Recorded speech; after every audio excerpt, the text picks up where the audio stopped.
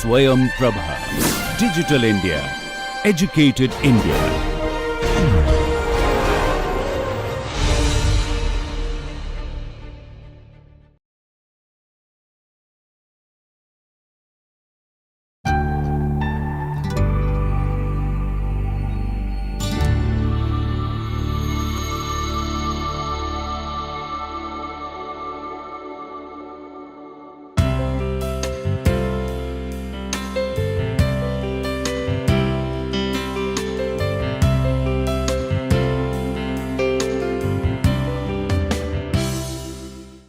Good morning and welcome back to the lecture series on Partition of India in Print Media and Cinema.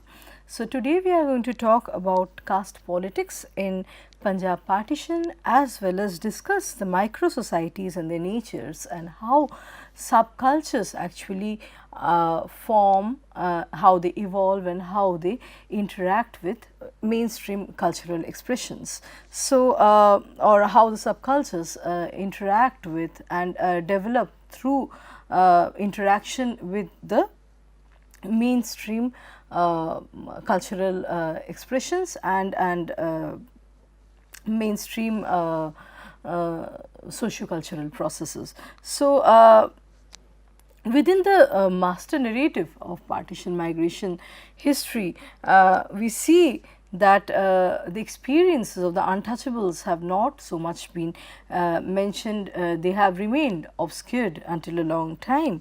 So, this also pertains, this is also true in the case of Punjab partitions. This also holds true in the case, this also holds true in the case of Punjab partition. So, space and region are some of the factors that determine the development of refugees and their journey from being refugee to becoming the citizen. And so, we have to understand that the process of migration was never homogeneous. It had, depending on a person's caste, class, social background, different policies were actually devised by the government to resettle the refugees. So, we see, for example, that in Delhi, Raigarpura is relatively a prosperous area compared to other untouchable colonies in the east and northern parts, and because of its proximity to the commercial activities in Karol Bagh, we see the tanning and shoe manufacturing businesses.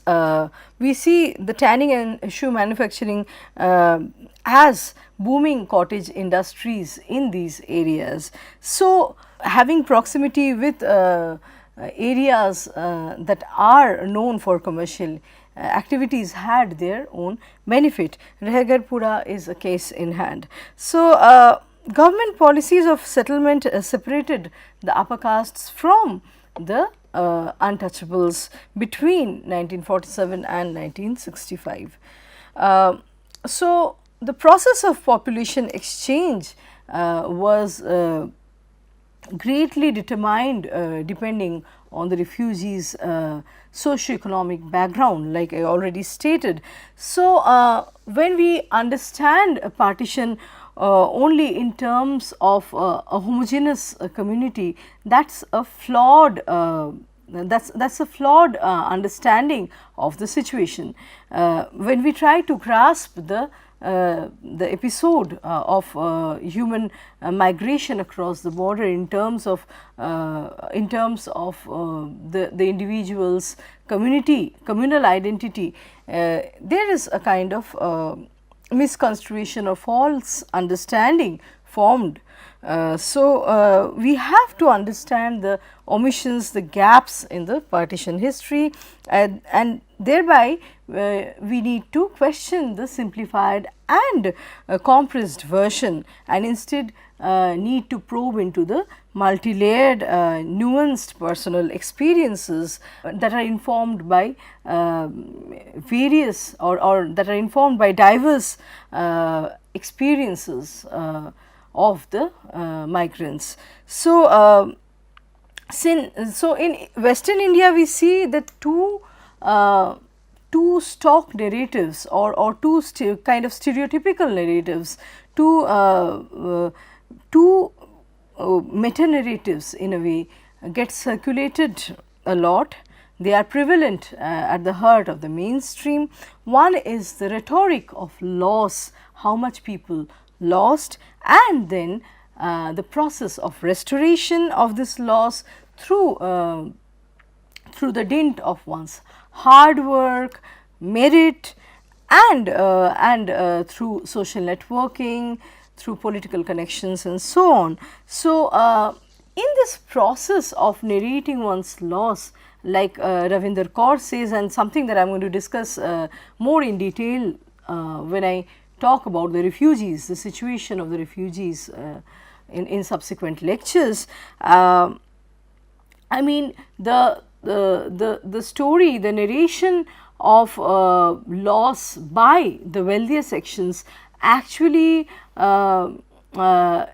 emphasize it, and they underline their affluent status, what they used to possess, their aristocratic background. So, when there are stories regarding someone that had to leave their valuables, their jewelry and family heirlooms back in their homestead, in their ancestral home on the other side of the border, there is also an assertion that these people used to be from the richest part or the most affluent section of the society, and from there on the story of rebuilding, of refurbishing what had been razed by partition also subscribes to their human qualities such as merit, capability to work hard and honestly, and so these become family stories that run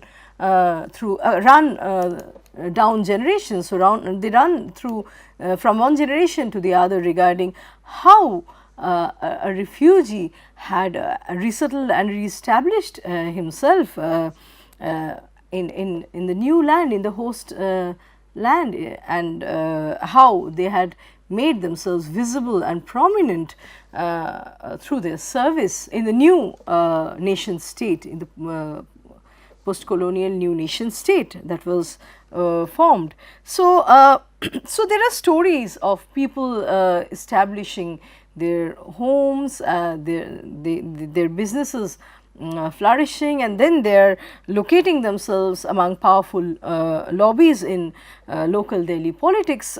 So, these are stories that are frequently circulated among the Punjabi refugees, and the case of Bengal is not very different from this. Gyanendra Pandey would say that widespread meta discourse of communal violence is actually rooted to the British colonial interpretation of the two communities. How the British, so it was the British that had set the lens for Hindus to see the Muslims and vice versa. So the Hindus would be largely seen, Hindu males would largely be seen as effeminate and not very strong, and on a positive side they would be seen as more tolerant, whereas the Muslims were stereotyped as aggressive and tyrants and betrayers and so forth. So this was at the root of identity making in differential identity making in colonial India, and so the knowledge of partition, like the prevalent knowledge, the common knowledge that we all have about partition actually flows from the upper echelons, upper middle class and middle class, upper caste protagonists, and their experiences are actually etched in the major works, the seminal works on partition. So, in the form of memoirs, autobiographies and biographies, newspaper reports and public speech, what we can access, what is most easily accessible to the public is the elitist discourse on partition. So, we need to understand this, and something that we are going to repeat again in our subsequent lecture is the quintessential figure of the refugee subject. This refugee subject certainly has a class, caste and gender belonging. So, the refugee that can speak, that speaks for himself as well as for others. So, the protagonists in most of the artworks and fictions, I mean in fictions as well as non-fictions, and these, I mean this privileged section of migrants go on to construct the master narratives about master narratives of partition. So, for example, we see in Khushwant Singh's Train to Pakistan, there are frequent references to moneylenders, to landed peasants, businessmen, to soldiers, clerks, and all of them belong to the influential upper strata of the society. So, we understand that partition as a mass produced event is authenticated and validated when it comes through the mouthpiece, when it is narrated through the mouthpiece of the elite. The narrator is mostly belonging to a privileged section who talks about himself. So, in each of these stories, we see the protagonist, the lead character, as someone who has some social and economic capital, and the people that are being rampantly killed and their property being destroyed are generally an anonymous crowd in the background. So, they make up the backdrop of the central narrative. There are certainly some exceptions that talk about that narrate the account of the landless peasant, and there have been many artworks written by upper caste, middle class, refined class authors both in Punjab and in Bengal that try to frame the narrative from the vantage point of the Dalit, but such cases are not rife.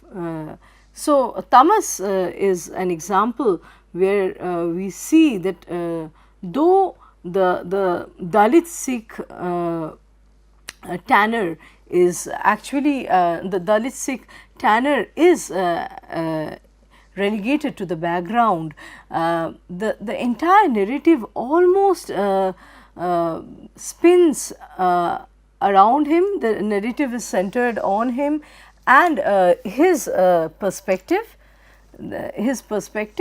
and his wife's perspective. So, we see that in Tamas the riots have been instigated and provoked by upper caste people, upper class people that are, by the way, very good friends among them. So, the businessmen, upper class Muslims and Hindus actually cohabit peacefully. Their relationship mutually benefit each other. Their relationship is symbiotic, but this is not the same for the Dalits, for the landless and the subaltern, right. So, what is interesting in Tamas is that the ones that started the riot do not so much feel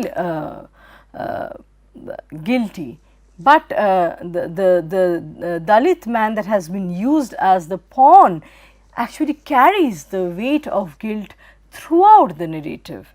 And when we talk of subalterns, we cannot not talk about the women from all the sections. So, the colonizer's wife, the Dalit man's wife, the Hindu businessman's wife, and we see, and the Sikh man's wife. So, we have all these women that are not functioning from the pith or the core of politics. Their political consciousness is supposed to be not very strong, and yet they actually they display a kind of sensibility which is which is astounding, which perplexes the patriarchal connivance that supports war and war, violence and bloodshed. So we see women asking some very fundamental questions that unnerve and disquiet the roots of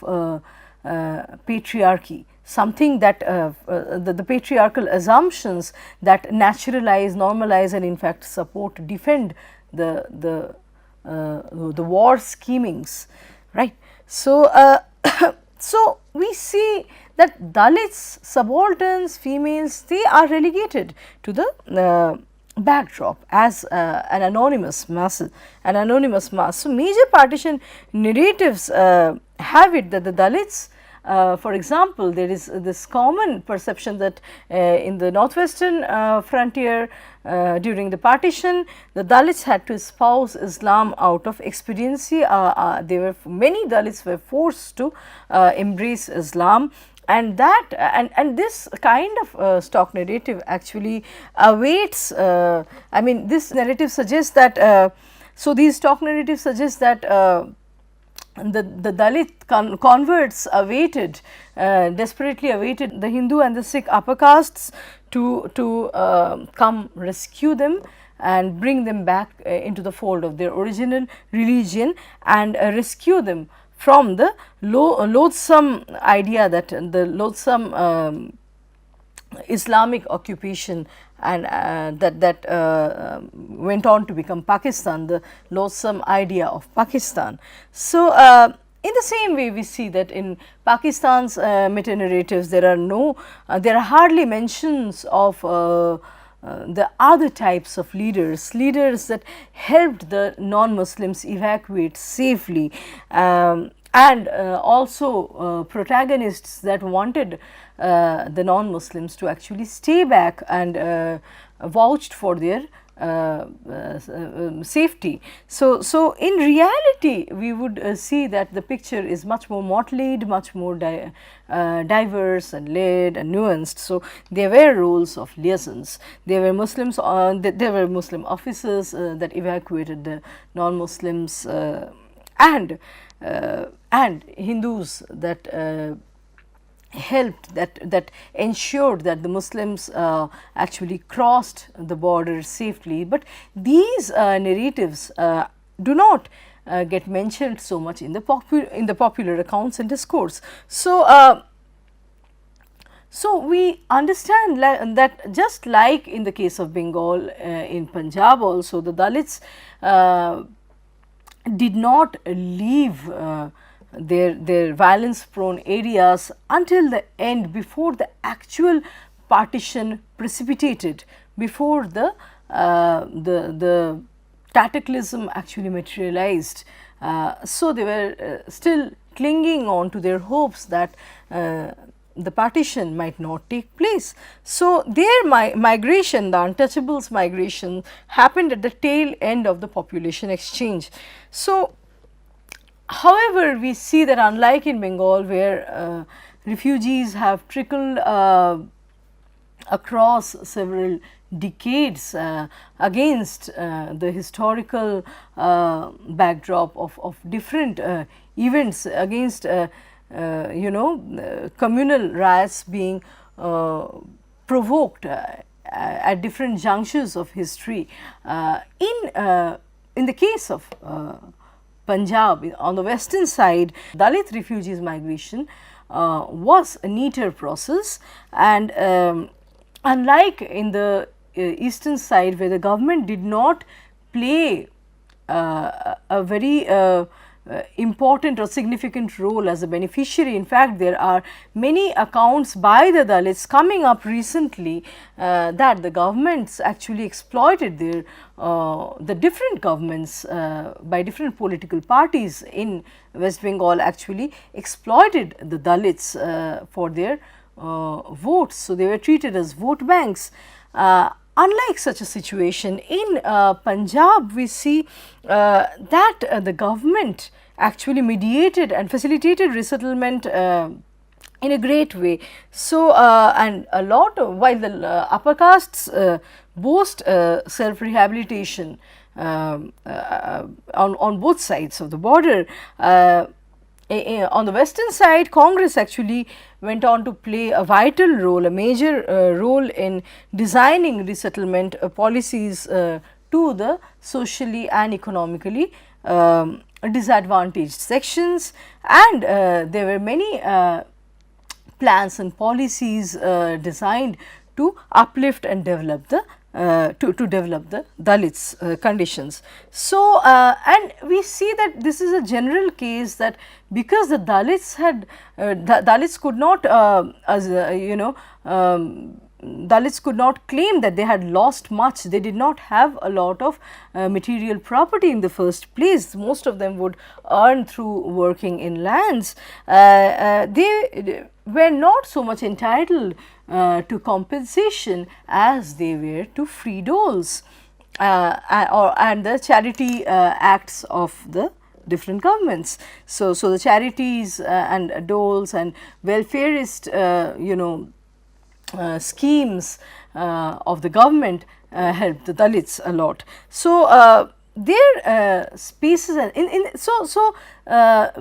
consequently we see that the Dalits are not choosers of the lands and spaces where they would settle. They were given lands and spaces, and those were not the best of the lands. Those were not they were not resettled in the posh areas or the urban areas. So in many cases they were planned townships or even resettlements done in the suburban areas. And so these people were for some time helpless, because they only had the traditional knowledge or knowledge they had historically earned through traditional occupations. So, they had very limited skills, and after the partition they greatly depended on the government's schemes and services.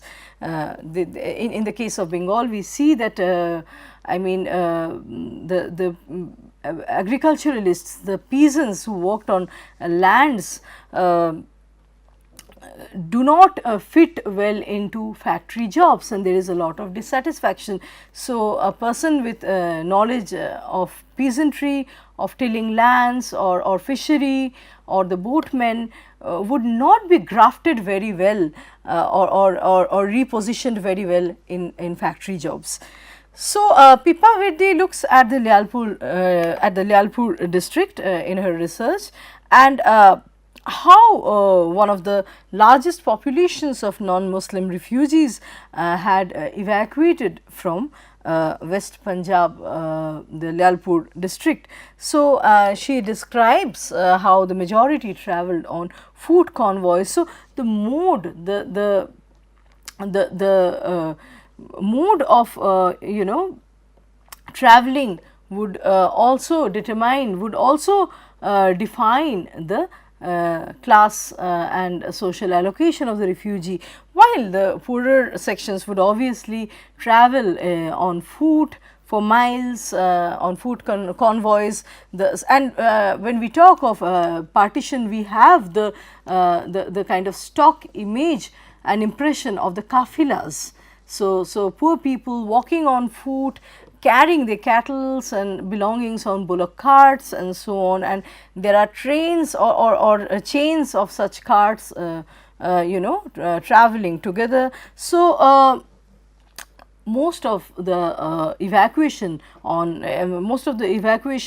in Western Punjab region had taken place by 15th of November, and the scheduled caste population that had stayed back were cleared by the end of November 1947.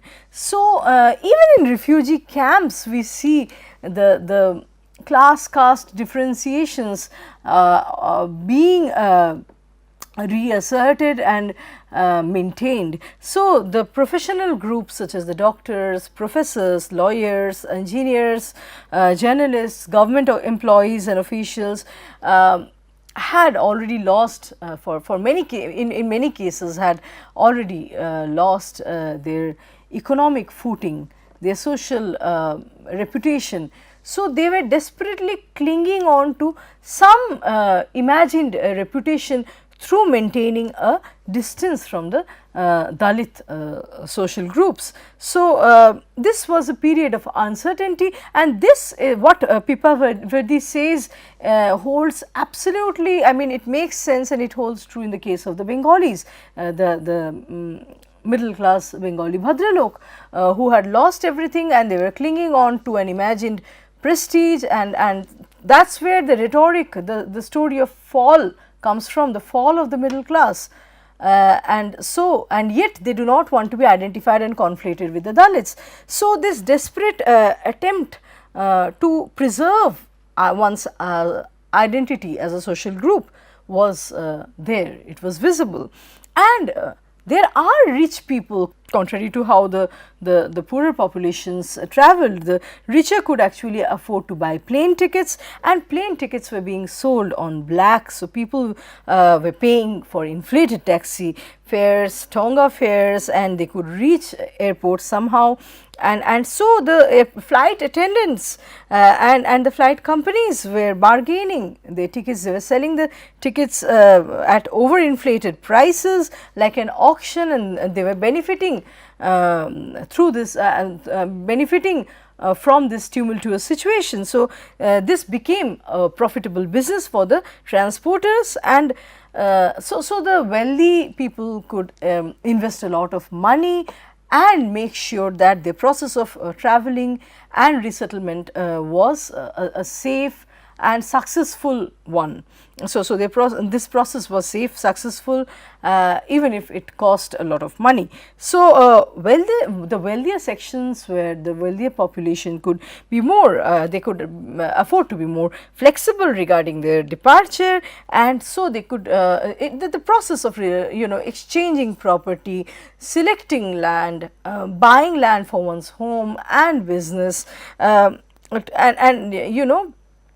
there were the question of choice informed all these processes for the affluent, for the richer sections. So, before they flew to Amritsar, they could actually systematically exchange their property. So, from here we are going to talk about the subalterns and the people that we see as parts of subcultures. From here we are going to talk about subalterns and the micro societies, the subcultures. Mridula Mukherjee argues the subalterns are not able to independently carry out protests and revolts outside of a godhead or outside of a kind of prominent leadership.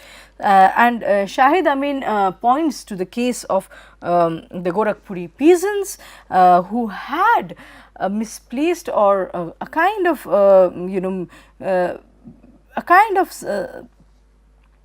let us say upside down, no, not upside down, a kind of perception of Gandhi that was besides Gandhi himself, and so they could not be and their understanding of Gandhian behavior, Gandhian politics was not controlled by any Congress leadership at the locality. So, their unauthorized struggles that went under the banner of Gandhian movement, but was not quite, had led to the assault on the Chauri Chaura Thana or police station, and this prompted Gandhi to call off the entire campaign. And so, Mridula Mukherjee notes that the subaltern action can go wayward in the absence of or it can go on to take it can take on its own expression, a different expression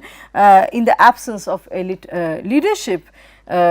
So what Gandhi is saying and how that is being taken, there is an incommensurable gap between the elite leaders and how their messages or how their sermons reach the remote areas. There is a kind of simulacrum, there is a kind of doubled meaning which can, from where the original, the real can hardly be recovered, right. So, Dipesh Chakraborty in Rethinking Working Class History says that they would, so he is referring to the subalterns, they would bow to their superiors, but would demand a certain behavior on the part of the leaders, patriarchal benevolence, a certain match of sentiment. They would demand that they would demand what they thought of as customarily theirs by right, but within the encompassing hierarchical culture, unquote. So, what Chakraborty here is trying to say is very important, meaning that subalternity functions through maintenance, continuance of a master serf relationship, master servant relationship. So, it demands a kind of patriarchal benevolence, a charitable behavior on the part of the master, although the larger hegemonic structure is not really topsy-turvied or tampered. So, the subalternity, as Chakraborty understands, is the composite culture of resistance to and acceptance of dominance and hierarchy. It is not really always looking to upturn the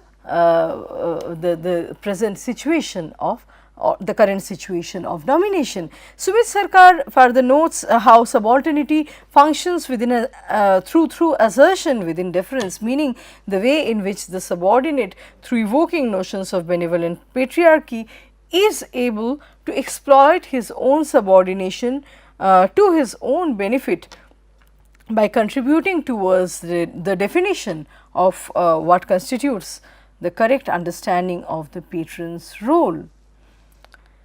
So, there is a kind of status quo that the subaltern also subscribes to and believes in. He does not necessarily want to become the master and make the master a slave or a serf overnight. That is not true, like Chakraborty and Sarkar would say. They would like to function within the structure of domination and yet expect a certain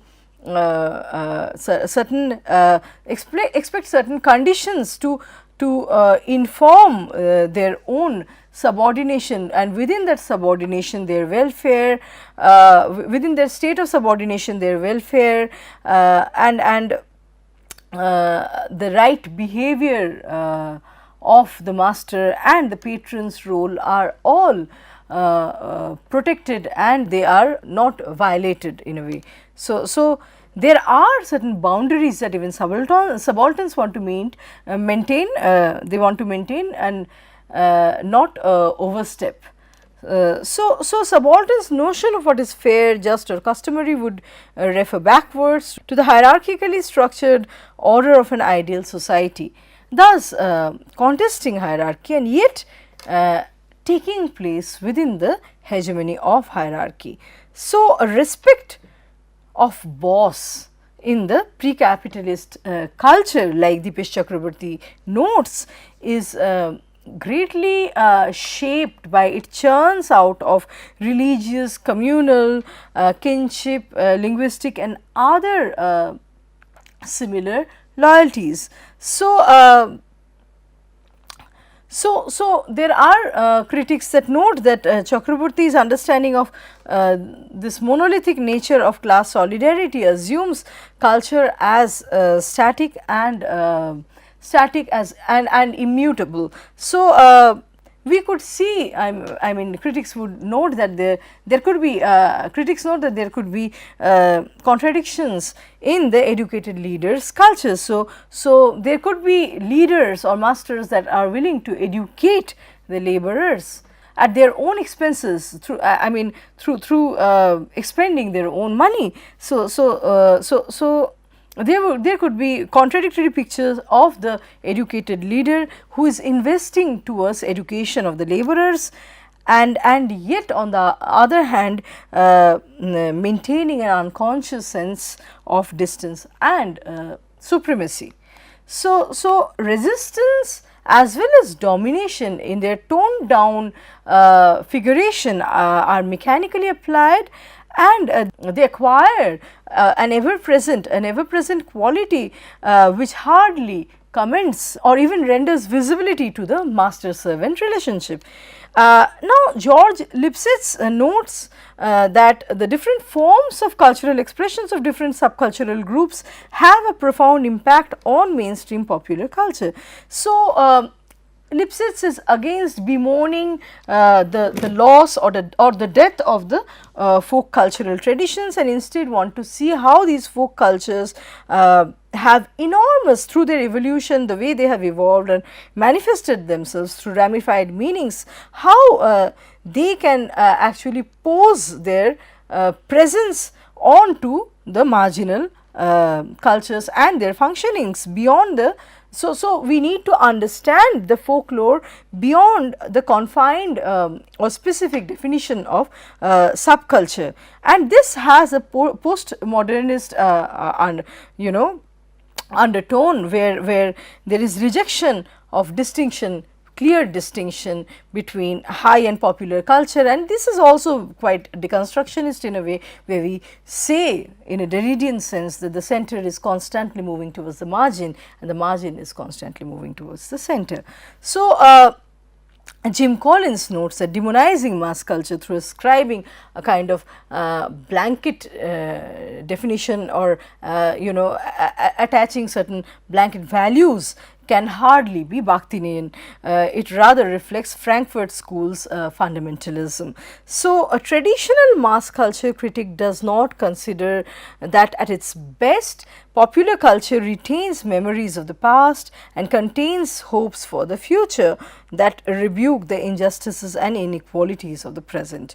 Chantal Mouffe states that the problem is with the very idea of the unitary subject. So we are always multiple and contradictory subjects, and we inhabit as diverse communities. We are constructed by variety of discourses, and precariously and temporarily we are these different communities, and the subject formation in fact is centered at the intersection of those subject positions. And this also harkens back what Lawrence Grossberg has to say regarding our daily life being a site of struggle against hierarchically organized modes of modern cultural power rather than a utopic land of political redemption. So when we talk of micro society, micro level meanings, power sets of complex and contradictory practices, and this is something the meanings that are constantly reshaping, protean meanings in flux that describe human relations in a subculture. Alok Bhalla notes that during the partition period there were countless attempts by fallible, in fact ordinary human beings to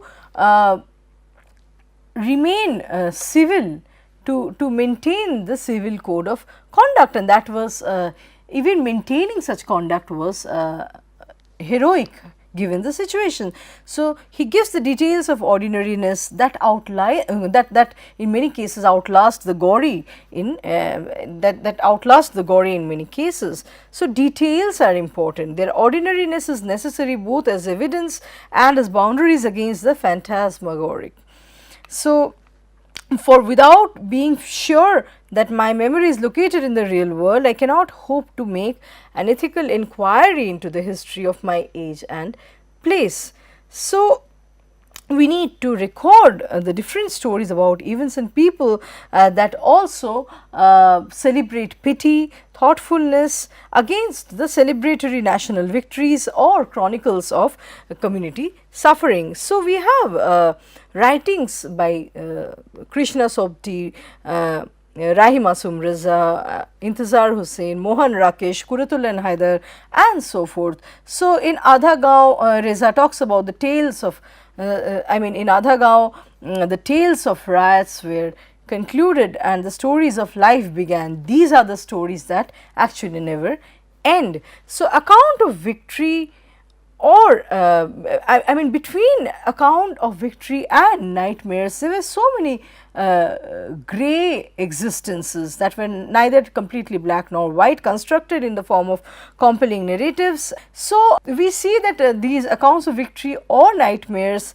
try to form compelling narratives, and there are metaphysical imaginings of or identities of different communities where individuals actually become symbols, stock symbols of the stereotypical understanding of a community, nothing more than that. So, the characters in these accounts of victories or accounts of fall, nightmare, failure do not have any excesses, no emotional, physical or other excesses, because they subscribe to certain metaphysical identity.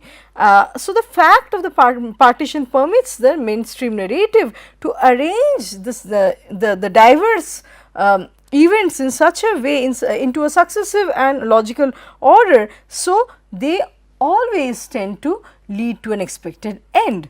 So, some of the common tropes are fissured in the old relation between the communities. So, and then supporters of two nation theory talk about apprehensions among Muslims about Hindu domination, and conversely Hindus talk about British and Muslim collusion and Muslim treachery. So, these are narratives that keep coming back, and they are backed by official records such as police records, government files, newspapers, memoirs, reports, letters, public speeches and so forth. So, novelist in this or the artist has to take the stand for the sufferer, bear the witness, offer solace, rememorialize the nostalgic communities, and at many times speak with bitter ironies about possibilities of life, the different possibilities. So, historians' narratives actually move with a certitude towards a definite end,